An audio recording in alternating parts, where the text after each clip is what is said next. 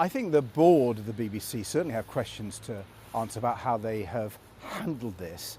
But I think the key issue for politicians today is, are they going to defend the institution of the BBC? It's a world-leading institution, the most trusted media institution in the world, and we should protect it. That's why I have written to the Prime Minister, Keir Starmer, Kemi Badenoch and Nigel Farage to see if they'll join me in criticising Donald Trump, who is undermining the BBC with his comments, attacking the leadership, calling BBC journalists corrupt, and with his press secretary suggesting that people should watch GB News. That's a level of interference in our media which is unprecedented, and I hope other political leaders will join the Liberal Democrats in calling President Trump out.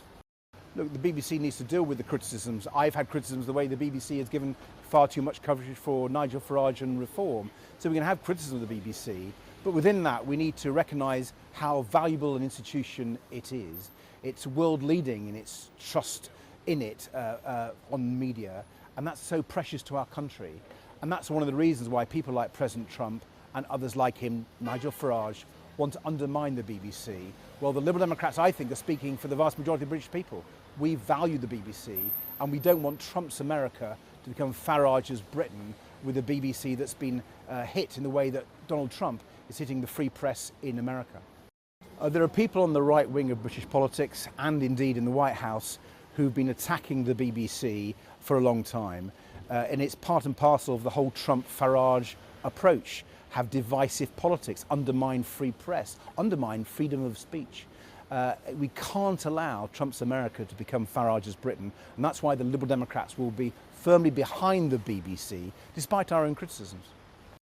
I've said the BBC isn't perfect, and we've had our criticisms, but it is the one institution that's protecting British values from a full Trump takeover, and as that very precious institution, Liberal Democrats will defend it. Of course, there's the odd mistake they make. I have to say, Donald Trump makes many, many more, as does Nigel Farage.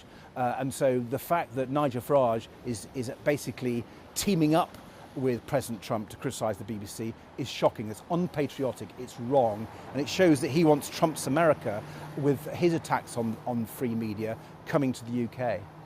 Extreme. The interference we've seen in elections has come from Nigel Farage's friend, Vladimir Putin. We've seen Russian interference in the most profound, appalling ways, and yet Nigel Farage calls Vladimir Putin the world leader he most admires. I think people need to see through Nigel Farage, see through Donald Trump, and realise what they're trying to do to our great country and our British values. Liberal Democrats won't accept it. I don't think the vast majority of British people will either. I spoke to the President on Friday.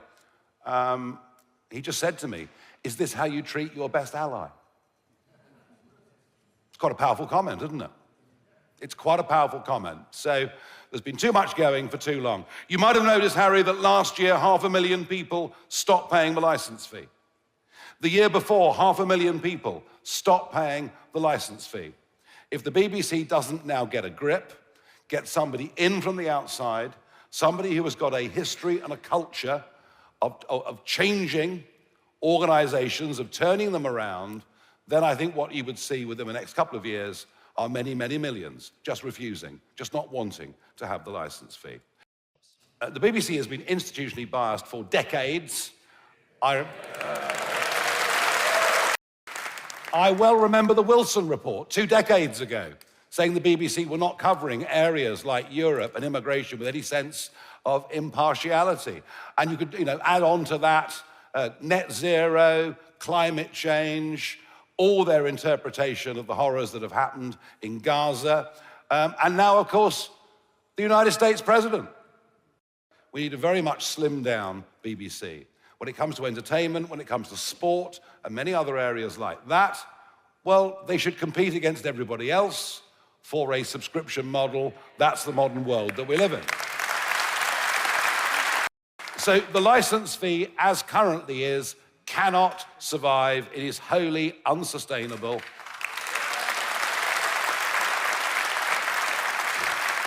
Which, by the way, doesn't mean I don't want a BBC. I think part of our global brand, I think the BBC is important. I think BBC World Service is actually very, very important. And I think the BBC should get back to to doing news, but just to doing straight news. If it can manage that, it has something of a future. If it can't manage that, frankly, it has no future at all. My worry, Olivia, with the BBC is it employs its people from such a narrow segment of society that I don't think they think they're biased at all. It's just the worldview of people the BBC employ who happen to live in North London, rather than the view more broadly of what's out there in the country. That's our complaint. They've gone so mad on DEI and everything else, they're not reflecting the country we're living in. If they did reflect the country we live in, we wouldn't have the current crisis and the current problems that we've got. Well, if I was the President of the United States of America, if I was the person making sure that the United Kingdom had security guarantees that meant that it could be defended, whereas on its own it would be helpless, and I'd been stitched up on the eve of a national election.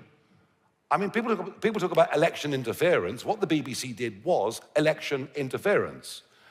If you put yourself in Donald Trump's shoes, I think you'll understand why, when I had a chat with him on Friday, he made his feelings on the subject known to me in no uncertain terms and not in a quotable form.